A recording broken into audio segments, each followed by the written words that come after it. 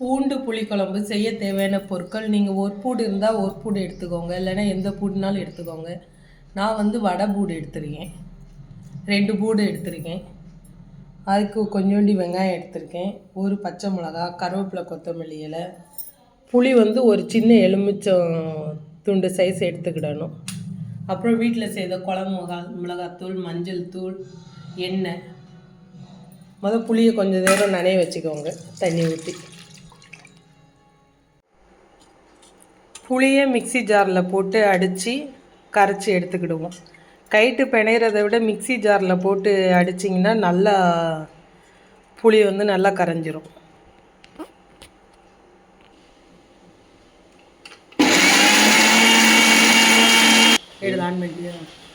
புளியை மிக்சியில் அடித்து வச்சுக்கிட்டு இப்படி ஒரு ஜல்லடையில் வடிகட்டிடுங்க.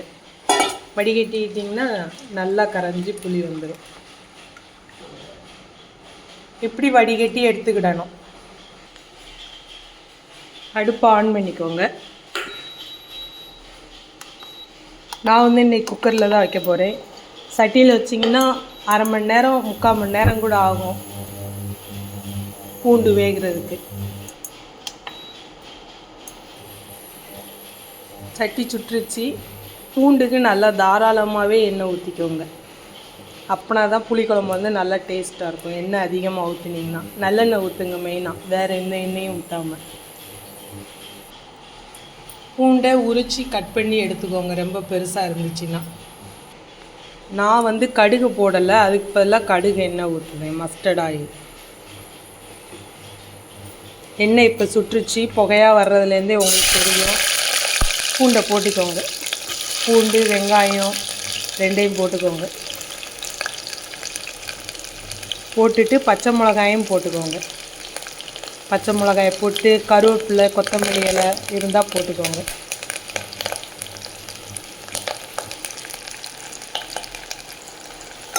போட்டு நல்லா கிண்டி விடுங்க. கிண்டி விட்டு பூண்டை வந்து நல்லா அந்த வெங்காயம் துவக்குவாங்க பாருங்கள், ஒருத்தவங்க நல்லா பொன்னிறம் ஆகும் வேண்டி துவக்கணும்னு, அதை மாதிரி துவைக்கிடுங்க. நல்லா துவங்கிடுச்சு. இதுக்கப்புறம் நீங்கள் கரைச்சி வச்ச புளி தண்ணி ஊற்றிடுங்க.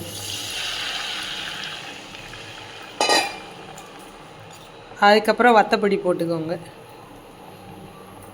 புளிக்குழம்புக்கு வந்து நல்லாவே வத்தல் பொடி போடுங்க. அப்புறம் மஞ்சள் பொடி, அப்புறம் தேவையான அளவு உப்பு போடுங்க. உப்பு போட்டு கிண்டிட்டு குக்கரை மூடி வச்சுருங்க. ஒரு விசில் அடித்து 1/4 மணி நேரம் குறைச்சி வைங்க. அதுக்கப்புறம் திறந்து வச்சு உங்களுக்கு எவ்வளோ கிரேவி பதம் வேணுமோ, குழம்பு மாதிரி வேணும்னா அப்படியே வச்சுக்கோங்க. கிரேவியாக வேணும் அப்படின்னா நல்லா தண்ணியை வற்ற வச்சுருங்க.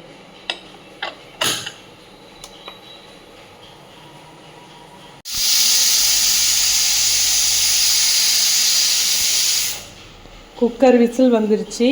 இப்போ நல்லா வெந்திருக்கும். ஒரு 1/4 மணி நேரம் மட்டும் குறைச்சி வச்சுருங்க.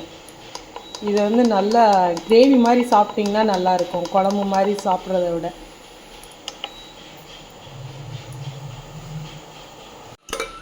இப்போ ஆஃப் பண்ணியாச்சு, குக்கரை திறந்தாச்சு. தண்ணியாக இருக்குது. கிரேவியாக வேணும்னா நல்லா கூட்டி வச்சுக்கோங்க. அடுப்பை ஆன் பண்ணி கூட்டி வச்சுக்கிட்டு அப்படியே திறந்தாப்பில் வச்சுருங்க. வச்சிங்கன்னா சீக்கிரமாக தண்ணி வற்றி கிரேவி மாதிரி ஆயிரும் கொஞ்சம் நேரத்தில். ஆனால் பக்கத்துலேயே நின்று பார்த்துக்கோங்க, சீக்கிரம் அடி பிடிக்கிறதுக்கு வாய்ப்பு அதிகமாக இருக்குது. கிரேவி பதத்துக்கு வந்தாச்சு. இப்போ புளிக்குழம்பு சாப்பிட்றதுக்கு ரெடி ஆகியாச்சு. ஆஃப் பண்ணிடலாம்.